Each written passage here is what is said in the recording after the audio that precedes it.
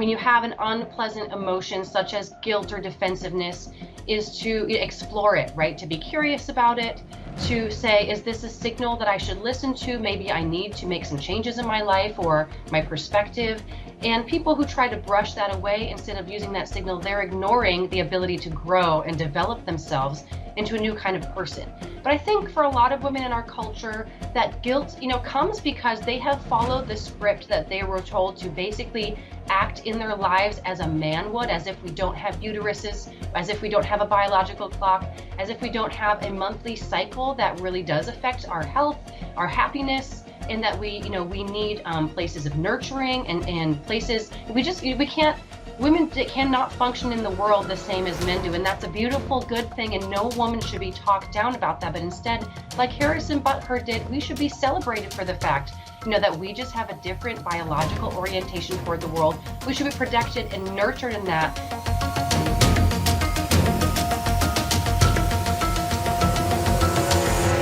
The P-hat posse doesn't have much appeal outside of effete honky circles. But the problem remains that those urban and suburban enclaves are awful, angry white female leftist.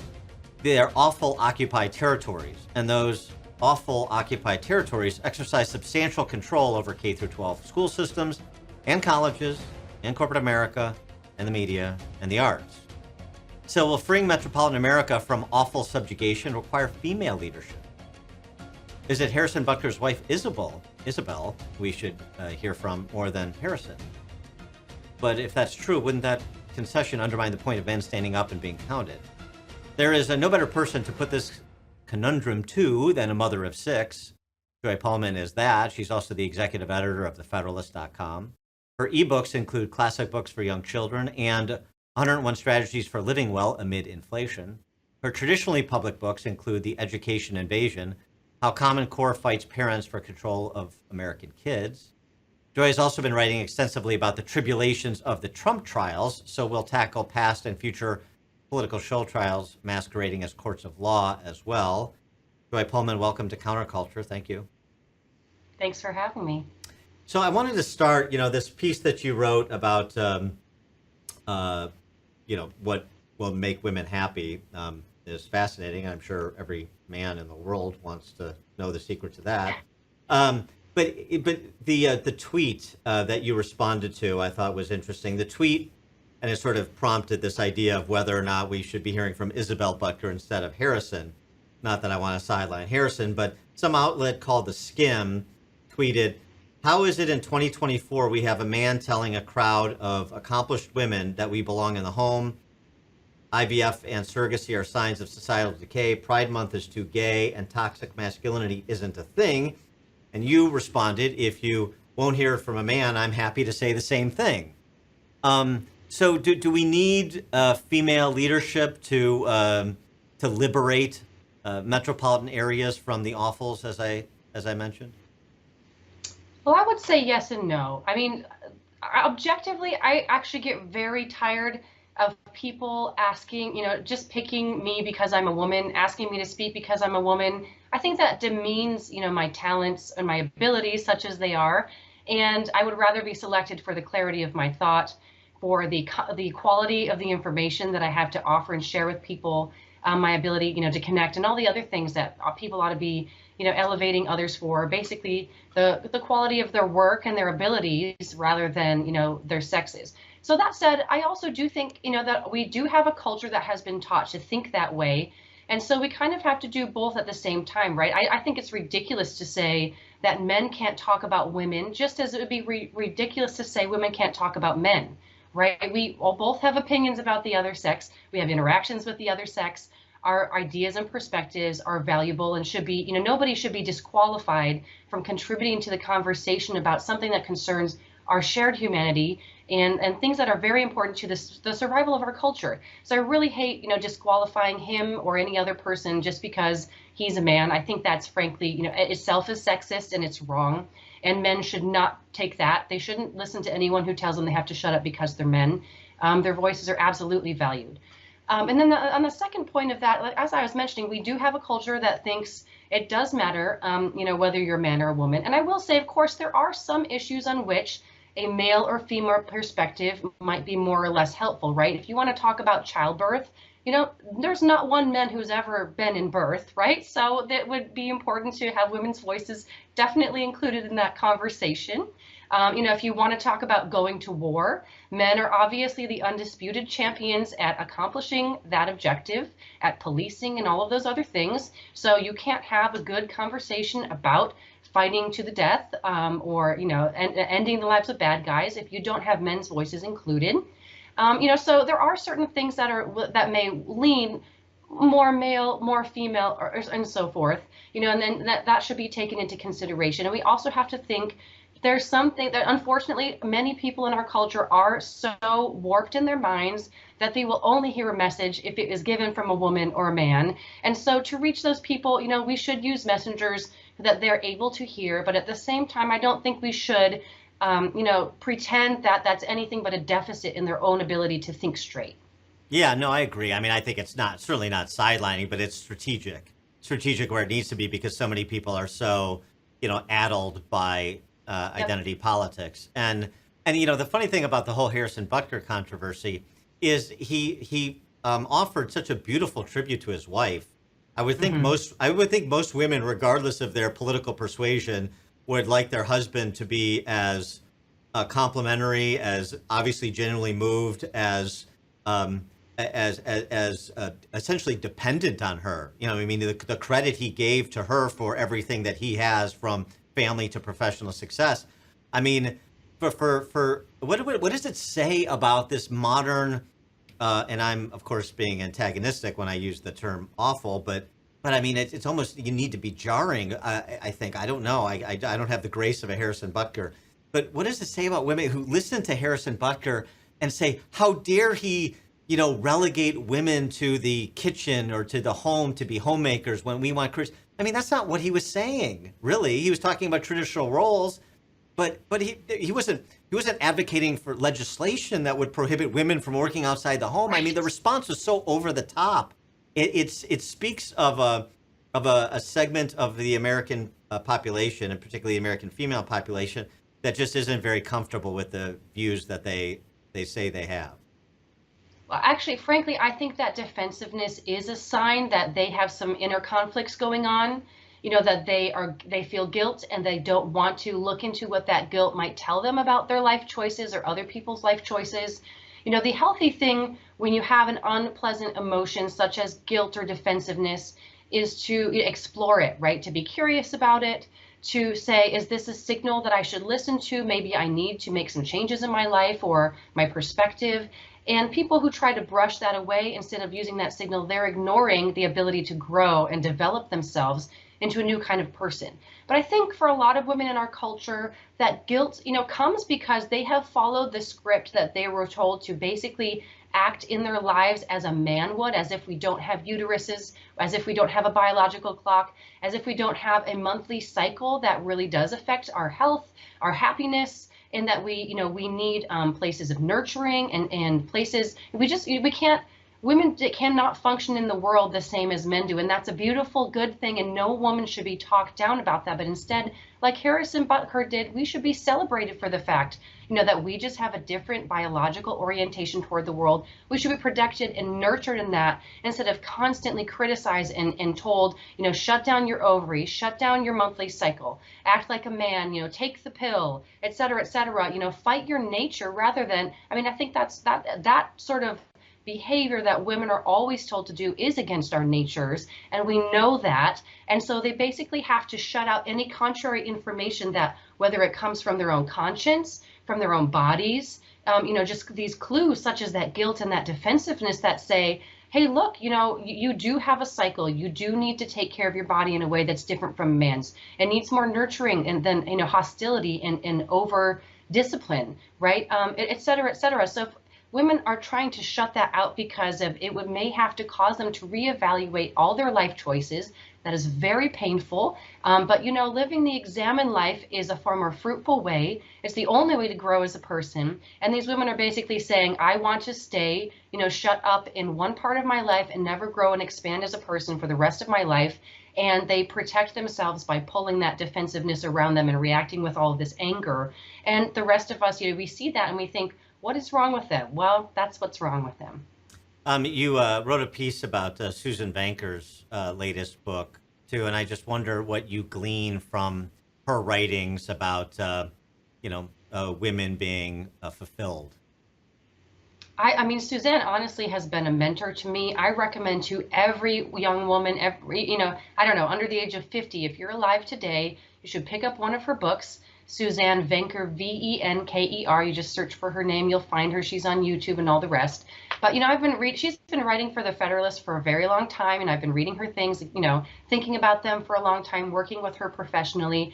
And what Suzanne really does is she has a big sister attitude that she brings to talking to women. So rather than being harsh to women, she understands, that guilt conflict that we have, that we're given all the wrong messages, that women are told to do all the wrong things. And so as a result of that, we really are in this no-win situation it puts women in, and seeking a way out. And so what Suzanne does is offers a healthy, positive, kind of talk it through books and coaching and podcasts that help women think through what they really want in life and to live that examined life and understand, where they want to be and then how to take practical, concrete steps to get there. And I think I pretty summed up my take on a lot of her work with the title and the article we're talking about that I wrote, my review. It basically said, to be happy, women should do everything, the opposite of everything that our culture tells them. And Suzanne helps walk women through that. And is she the one who coined the phrase, women can have everything, but just not all at once? Is that her? I don't know if she did coin that phrase because I've heard it several places, but she does use it regularly, and it's a useful one. Right. I mean, and so to just develop that a little bit, so these one of the things that women are told, you can have it all.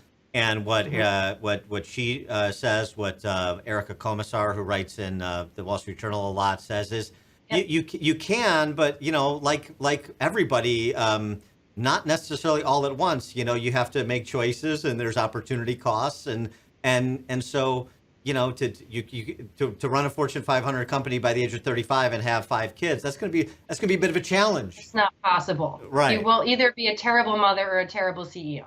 Right. Right, and so I have 6 children, right? And I don't think you need 6 children. Just one can be a full-time job. Sure. And Suzanne kind of writes about this in her latest book. But she talks about the fact that keeping everything running on the home front is a full-time job. Who's going to bring the car to the mechanic when it needs to be fixed? Who's going to make sure that the baby's getting all his appointments, or when he's sick, that he's able to get the care that he needs? Who's going to make sure that the kids are eating good food and good snacks? That they have healthy friendships, and that mother is there to watch and observe their friendships and think, oh, this one's a little lonely, or I'm not sure if that friend's the best fit for my daughter right now. Maybe we'll find another, and I'll arrange a play date. Like all of these little things that make the whole world run around are required to really have a full-time person with the eyeballs on the home front. And that, of course, traditionally has been the mother, because the women are honestly best at that job, right? And so in order for that to be happening at home, for the home to be a cultivated, nurturing place, a haven for all who come there, someone, monitoring that everything goes well in their lives, that they're growing well socially, academically, emotionally, spiritually, it requires somebody to pay the bills for all that to be able to happen at the home. And of course, that's traditionally been the father, because, the daddy doesn't nurse the babies. The daddy doesn't grow the babies in his belly. And those basic biological facts indicate the reality that is ongoing far longer than, you're nursing the baby. The baby wants to hear his mother's voice, and he needs to have someone there who is attentive to him, who is helping him not be a psychopath, essentially. And the way that we get not psychopaths as adults is by having mothers there full time with their attention on the children in the home while those children are growing. So if you think that our society is fraying and getting full of psychopaths and people who are alone, chaotic in their lives, who are angry at some random football guy, on the TV saying nice things about women, if you see that happening in our society, you should realize this is the result of fewer mothers at home having helped fill those people's emotional needs so that they can become competent, mature adults who don't freak out when they hear something they don't like on the TV. Yeah, and the sociological studies into this bear out what you're saying too. I mean, for people that, right, show me the evidence. Well, there's plenty of evidence. Oh, I mean, so I have, for people who want to look it up, they can search my name and find me on Pinterest. I have a whole board called Early Childhood Education that's links to many, many, many studies talking about the children's absolute needs for their mother to be attentive to them essentially throughout their entire childhood. And these are, and I mean, it ranges everything from studies that show that children in daycare are more aggressive, they commit more crimes later in life, are more depressed later, and these are lifelong effects for children. Their academic aptitude is lower, and the effect is direct in proportion to the amount of non-parent care that children are given. And so this has been shown multiple times in study after study after study. Now, many women have not heard that because is there any money in encouraging women to create happy, well-adjusted adults by simply being their mother? No, there is not, because it doesn't, all of those dollars don't make, the GDP bigger. They don't, make some economist tally sheet go somewhere, because having an at-home mother is the lowest cost, most efficient way of having a happy society, right? But it doesn't boost any bottom lines of any big banks or any campaign donors, right? In fact, it might, make things a little bit more tricky for them, because they might have to offer flexible contract employment to women who say, I want to work maybe 15 hours a week, but focus my majority of my energies on my family. Banks don't want to deal with that. Big corporate doesn't want to deal with that. So instead they say to women, how about you freeze your eggs? While knowing that freezing their eggs is horrific biologically for women, the chances of actually getting a baby are, much lower than 50%. And, the horrors that you have to go through with all the injections and the emotional turmoil that, the hormone swings that have to go through it. And let's not mention, of course, the dead babies that it causes. You have creating your own children to be stuck in cryogenic freezers for life. That's what big corporate would rather have, so that women can sell them their souls and destroy the next generation of kids. So that's why we don't hear about those studies, or there's a lot of money put into playing with the variables to manipulate the outcomes, so it looks like, the kids maybe are okay from this, when the truth is the opposite. Children have got to have their mothers with them as long and as much as possible. So it's almost like, it's interesting. It's the connection there, because it's almost like over the last 50 years, the third wave feminists were in partnership with corporate America to undermine the family. Well, where do you think the corporate feminists get their sinecures from, right? They get all their money for advertising for Cosmopolitan, for the women's magazines, that comes from big corporate, right? So it's this revolving door. So I guess you described what happened. I guess my question is, have they won? Well, I don't think they ever really can win, because the differences between men and women are innate. They're biological, they're built into us. It's part of the created order. And so, there's a famous quote from the author C.S. Lewis, who says, you can repress nature all you want, but it will always come galloping back. And I think that's why we have these incidents such as, the alleged, tempest in a teapot over Harrison Butker's very positive and kind comments about women. Just because that tug of war it's been deep within humanity for a long time. It will continue, but right now we're in a very lopsided place in recognizing that men and women are so complementary biologically, that we need each other, we're interdependent, and that, women hating on men and men hating on women, neither one of those works well. We have to love and serve each other for the better and the good of us all, and that's the only thing that has ever worked, and it's the only thing that ever will. Well, what are the implications of women, dominating college degrees, 60-40 in college in most disciplines, certainly all the social sciences, the only exceptions really being math and computer science, maybe particular engineering disciplines, but they're really dominant in post-secondary education, including at the graduate level, and people getting married later, and people having less children. I mean, it almost seems like we are in this inexorable place where, despite what people understand to be reality, and despite these differences that you're talking about, and despite it being unproductive to sort of be, men versus women's, that's silliness. I mean, that's what we're doing. True. And I mean, I think the people who engage in that, it's basically it's slow self-suicide. for them and all of society that's connected to them, right? Because there is no new life without men and women coming together and committing to each other for life for the best interest of the children that their union creates. So the people who deny that biological reality, their form of living will have to die out because it does not self-generate. And we don't really know what the long-term consequences are of the mass global use, for example, of birth control, because we've never society, and no society has ever been in this place before. But you know what I mean. So I do think the people who don't choose to procreate, right, they will no longer be in the gene pool within a generation, right? And so the people who do, we may be fewer in number, but that won't be for very long. If you have 6 kids like I do, and both of my parents on both of my husband and my sides, they also happen to each have 6 children. If you do that for 3-4 generations, you're multiplying in a very rapid rate.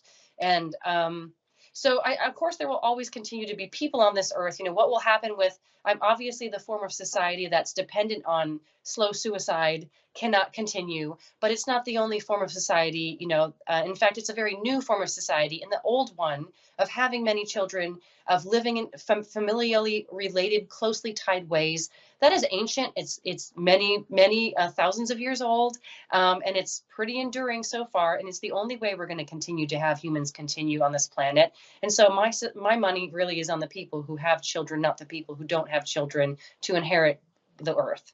What happens in the meantime, I don't think anyone knows. But I guess we'll find out.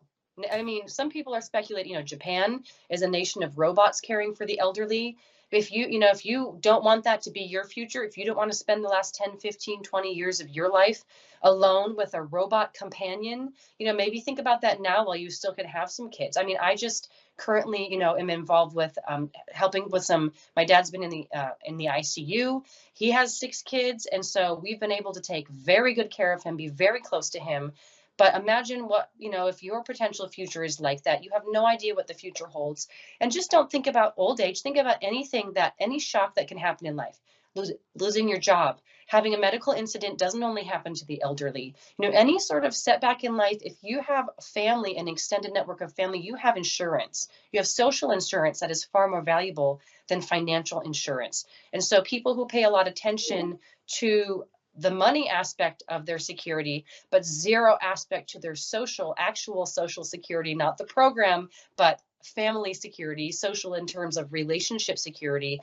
I would pick family over money any day. I think both of those are important, but really that's been a really lopsided message in our culture, and that needs to change. People need to talk about the security that is offered by having family relationships, someone there to hold your hand when things are on the line, when there's doctors, when you are out of a job, you don't know what to do, when you go through a divorce. That is invaluable family support for you, and you want to have that in your life. So take some steps to make it possible for you.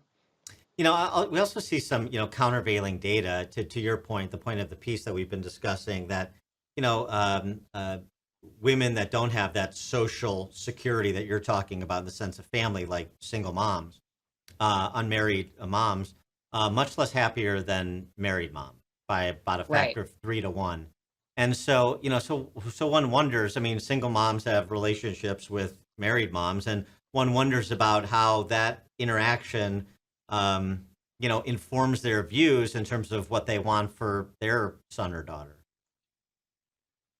I do know, several single moms, and of course they want all of their children to have rich connections. Anyone who loves anybody else wants that person to have connections. It's, as I've mentioned, it's much more important than money, and the happiness in your life and how happy you are actually determines your health, for among other things. But it's just a good in itself. Everyone can see the fact that being rich but unhappy is far worse than being poor and happy, right? Anyone who is wise would pick being poor and happy over being rich and unhappy, because happiness is worth more than, it's priceless. And that's something recognized all the way from the ancient times, from Plato and Aristotle to intuitively today, because that's just part of human nature. Just like the differences between men and women that together create new life, and the happiness that taking care of a new life and being mutually dependent create for people. No, but I'm thinking about it. Right, that's true. But I'm thinking about it politically and culturally. That Yeah. because unmarried women, I mean, forget talking about minority groups. Unmarried women is the base of the Democrat Party. I mean, the margin. Right. I mean, the margin between unmarried women, Republican Democrat, is the biggest across any sort of gender, racial, uh, demographic. Massive, and one wonders, if this is probably just sort of a condition of humanity. Can you say that you're not in an ideal circumstance as you would like to be, and it's not somebody else's fault, and it's not somebody else's responsibility? And it seems to me that's part of the struggle there. And so I just wonder if, those social networks that you're talking about maybe help to drop some scales from some eyes about Yeah. about how you should think about family and life and family life. You're right. I mean, we're kind of returning to, what we kind of opened this discussion with, aren't we? Where we're talking about the difficulty of people to admit, that maybe they were wrong at a past point in life. Yeah. It's very unlikely that we would do that in public, right? Because there's an element of shame. But I think in their hearts, in their private moments, people do have those realizations pretty regularly, right? It's another part of being human, and so. And I think it's very telling that, largely one political party preys on unhappiness and it benefits from unhappiness, from making people unhappy, boosts one political party more than another. And that's something people should really think about seriously. I think it's very morally questionable for anyone to seek to benefit their political party by truly damaging the happiness, the flourishing, the prosperity, the connections between people who may or may not vote for them. So I do think that is a problem, and that each one of us, by just being a friend to someone, by showing up to help them, we can help, reduce that very vicious effect of the identity politics, the political exploitation of people's fears, anxieties, and guilt. And each of us in our own lives, those conversations that we have and the reaching out to take care of people, we can kind of buffer and reduce that exploitation that does happen and is very effective in our society. It really is. I mean, it's you see it when you have these pushes to, for example, the infamous "shout your abortion" rallies. I mean Right. that's not a happy event, and everybody regardless of your view on it, you have to be a really extremist to celebrate that as an event, or to encourage people to celebrate it. I'm not saying women should be shamed or anything like that, but it's not a happy event. I mean, and it used to Yeah. be. It wasn't so long ago that it was safe, legal, and rare. That was the mantra of the Democrat Party 30 years ago. And now Right. it's shout your abortion. It just shows sort of what the real agenda is. It seems to me the trajectory that you go on when you take that road. Right. And we as a society are reaping a lot of things that have been sown, a generation, two, three ago. And that's going to continue to happen. I think that's, been it's been kind of an apocalyptic sort of season in the past couple of years. Apocalyptic in the old sense of very revealing, right? A lot of things that previously could be papered over or kind of hidden, or we would have these polite fictions about. It's just not possible to lie to ourselves about so many things anymore. And I also, think that also accounts for kind of the divisions that people have, because we're there. There's really they're being exposed where the sides are, and then people are being forced to make a choice about where they stand, and that's really hard. People, it's easier to be in the middle, to have things hazy and muddled. So when you have that moment of clarity where you see where really what is going on and you can't look away, and then you make a choice, these are really big moral things that we're talking about that are happening. And I don't really think in this, and they were like this in the same way just 10 years ago. How do you think the Dobbs decision overturning Roe has impacted the landscape? Oh, I mean, that is absolutely part of it, right? I mean, just to see the fact that in many states, abortions have increased, right? Because I mean, so I've been a pro-lifer since I was a child. My parents took me out, to pray at abortion clinics when I was a young girl. So I've always had a very soft heart about this issue. And, when I was, and this isn't, I'm not super old, right? When I was a young girl, we never thought that Roe versus Wade would be overturned. So when that happened, it was kind of, it was again similar in theme to what I was just talking about. It was the opportunity to really finally see what was actually under the hood, because Roe versus Wade had prevented so many efforts and so many attempts at saving lives and creating a culture of love for small children and women in distress. The erasure of that kind of just let us, it's letting us see really where things are, because before there was kind of a veil over it, preventing us from seeing the landscape. Now we can see the landscape is very horrifying, which isn't surprising when you have something. The United States has one of the most extremist abortion, has had one of the most extremist abortion regimes in the world. A lot of people don't know this, right? Even Europe, far more, left in many, many ways than the United States, has always had far stricter limits on abortion, except in communist countries. The United States, abortion to birth, and now, and I think about 2/3 of the states, maybe half, certainly all the Democrat ones, the abortion up until birth, that's been available here and now is cemented in many blue states after overturning of Dobbs. That is a horrifying reality to look at, and it does put us in the company of notorious human rights abusers like China, like North Korea, and so forth. So while that is saddening to rip off the curtain and see that what is inside is horribly grotesque, I think it is better to know what is real, what is the situation on the ground, because that is the only point from which you can start to make some prudent countermeasures. So we have to really know how bad things are in order to know how to proceed. And again, of course, I'm sure your audience wants our society not to be so barbaric that we are ripping tiny children's bodies apart inside their mothers, and that we want to make it unthinkable that a mother would feel that is her best option or her only option. And so to get there from here, all of us have a part to play.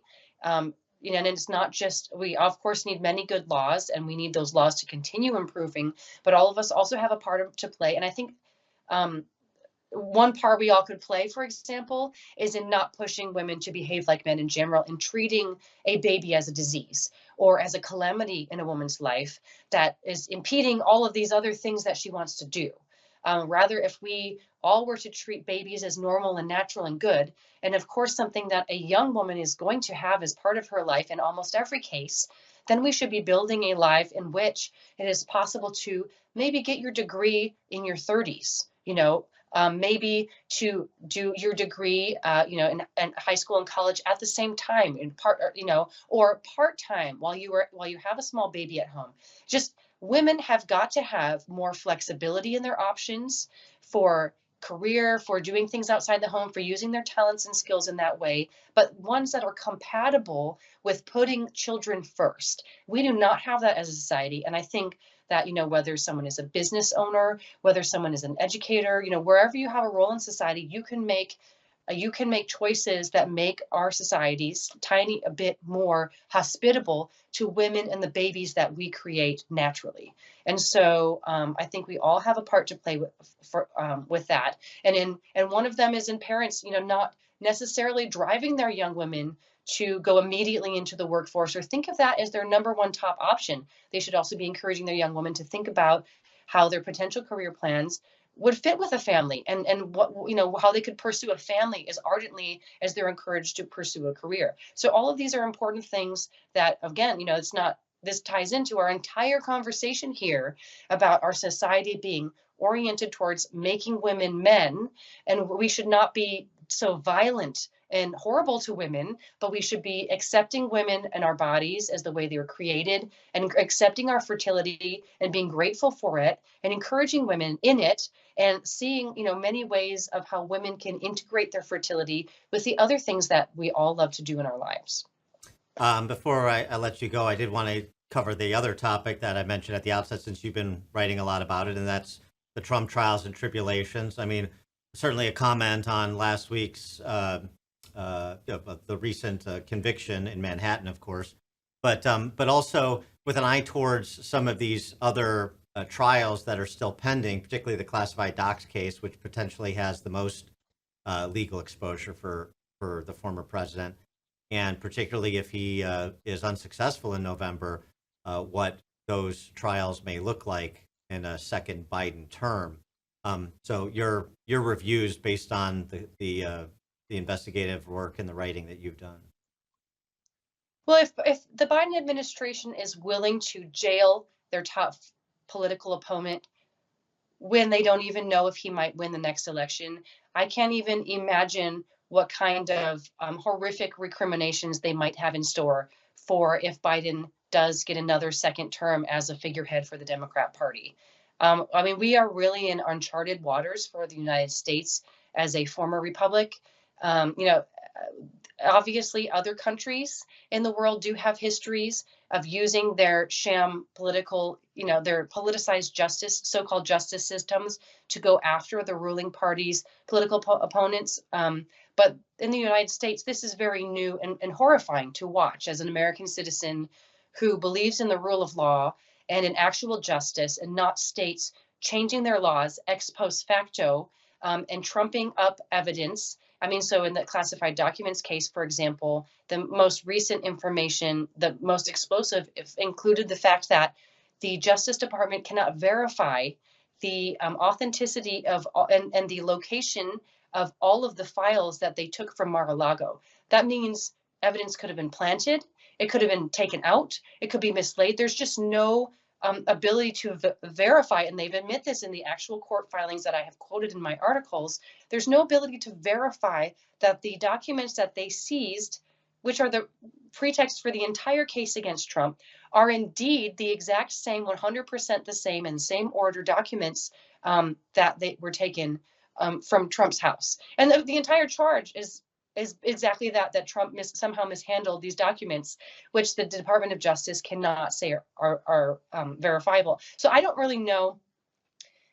At this point, it seems that case, which was allegedly the strongest, and there are many problems with that in itself.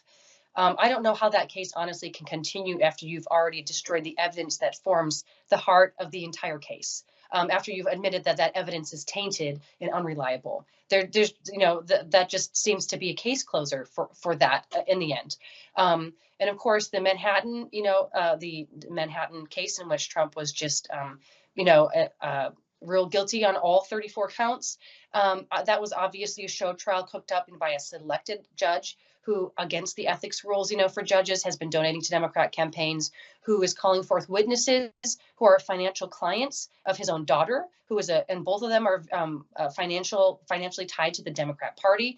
On the prosecution team there are former Biden Department of Justice officials who were essentially sent there to cook up this case against Trump after the local DA, was about to drop it. So the entire thing, I mean, it's just, as an American citizen who, learned about the Constitution in grade school, high school, I went to Hillsdale College, also in college, in a very robust way, who loves the institutions of our country and the singular freedoms that we have had in this country that descend from the adherence to the rule of law, to see that all of that is not only under threat, but is actually actively being dismantled and destroyed in front of our eyes in a way that we cannot know the consequences exactly, but we know will be very bad. Very few countries ever come back from this sort of behavior. It's hard to know what to think. And honestly, I don't know what else to do besides yell about it, advocate for people to treat this as serious, like as an existential threat to all of the safety and peace that we enjoy in this country and always have, and to pray. And what and now the counter scenario, Trump does win in November, despite the conviction, if it's still standing, and there is obviously bloodlust for going after Biden and Biden administration officials. Does he? Would you suggest he passes on that the way he did in 2016 with Hillary Clinton and the Clinton Foundation and the Steele dossier and everything associated with the Clinton world, or should he task his Justice Department to turn over every rock to make sure that to see if there's anything that is prosecutable under criminal law against Biden and his family, in addition to what Hunter's already being prosecuted? That's a hard call because of the level of unprecedented and norm destroying that we are already at. Right. I absolutely do think that the Department of Justice should be investigated and essentially dismantled, including the FBI. And that doesn't mean, erasing the few legitimate functions of those institutions. We do need federal prosecutors of federal laws, but pretty much anyone who hasn't been a whistleblower and has been employed there should be fired, and the entire system rebuilt from the bottom up. And there should be a lot of paper record investigations and documenting. But I think that it would be best, not only just photographically, but also ethically speaking, and in order to preserve what's left of the public trust, for that to be taken on by Congress. It would also be ideal if we could have Democrats seeing what their own party is doing and their unchecked bloodlust, destroying, the institutions and the rule of law that protect all of us, and which some of them ideally would join in such an investigation, and also help it prevent it from turning into the dangerous cycle of retribution that does happen in other countries once, like Democrats have, that is unleashed.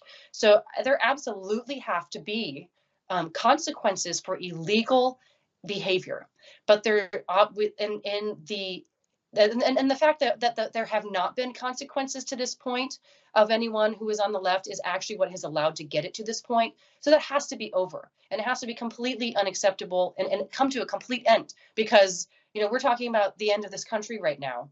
And anyone who wants to live in peace and safety has to realize those are the situations we're under. But that said, I think the way to restore the rule of law is to restore the rule of law. So what that means is we shouldn't trump up charges or insert evidence. I don't even think that would be necessary. What we should do is absolutely return to following the law. And under the existing laws, there surely are many, for example, leakers, illegal leaking of classified information, illegal use of classified information that should be prosecuted to the fullest extent of the law and not one bit beyond that. So absolutely there needs to be accountability. It should be done with very great care to be actual accountability and justice under the pre-existing laws, which there's plenty of opportunities for people to be punished without having to step into retributive, dangerous Democrat territory of making things up and vindictively, selectively going against one side. Joy Pullmann is the executive editor at The Federalist, thefederalist.com. Joy, thank you so much for joining us on this installment. We appreciate it. Appreciate your insights. Very fun conversation. Thank you for having me. And for folks who are interested in the conversation about the sexes, I have a new book coming out called False Flag. You can just search my name, the title False Flag. It's on Amazon and Barnes & Noble for pre-order now. You have to search directly on Amazon. It doesn't come up easily under a search, so we all know the censorship we're under. But if folks want to hear more about how feminism relates to transgenderism, I have a lot in there, as well as the rule of law and why sexual politics matter very much to that. So thank you for having me today. I appreciate it. Great. The book, False Flag, Joy Pullmann. Joy, thanks again. Appreciate it.